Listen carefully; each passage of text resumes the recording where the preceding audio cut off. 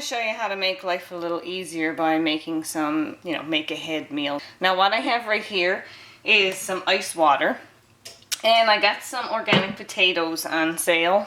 So haven't been eating potatoes and starchy foods lately, so I didn't want them to go bad. So I'm going to make some frozen French fries in case my husband comes home and he'd like to just pop something in the oven. So I have this mandolin with the French fry attachment in it. You can just cut them by hand, but since I'm going to do quite a few, I decided to do them with the mandolin. I'm going to take the fries and put them in the ice water. So I have this piece of potato left here, and it's quite simple with this mandolin. I don't know if you'll be able to see it here, but I'm going to try left-handed. I don't know how well that'll work. So you just slice down through like that. You're left with a skinny piece at the end that you'll have to chop by hand. But then you have perfectly shaped fries. So I'm not going to waste any of this potato. So I'm going to chop these ones up by hand. It'll only take me a minute to, and again, put them in the water.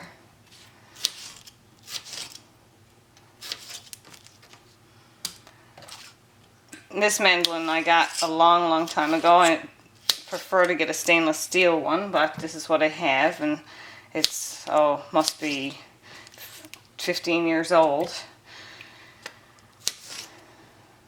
Alright, so when you get all the fries cut up and they're soaked, just to remove some of the excess starch in really cold water.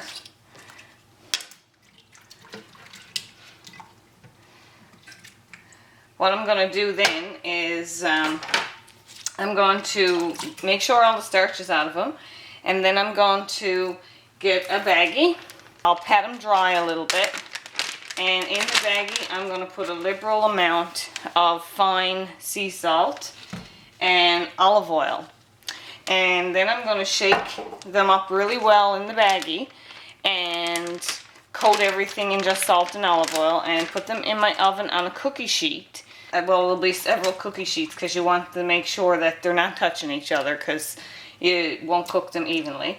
And put them in the oven on, if you're doing a fry like this size, and I'll put my finger next to it for comparison, about the size of your pointer finger.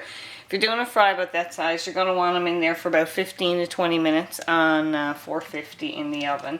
Or you can do them on a lower heat if you want, and they'll just have to be in a little longer. And then you'll take them out when they're almost done. Like still, they're not really like brown and crispy, but the potato itself is cooked. You just put your knife into the potato and you don't hear a crunch and it's soft. Take them out then and let them cool. And then you can use the same freezer bag that you had because there's only going to be salt and oil in this freezer bag. And pop them back in the freezer bag and up in the freezer once they're cooled off. Make sure they're completely cool before you put them in the freezer or put them in the freezer bag.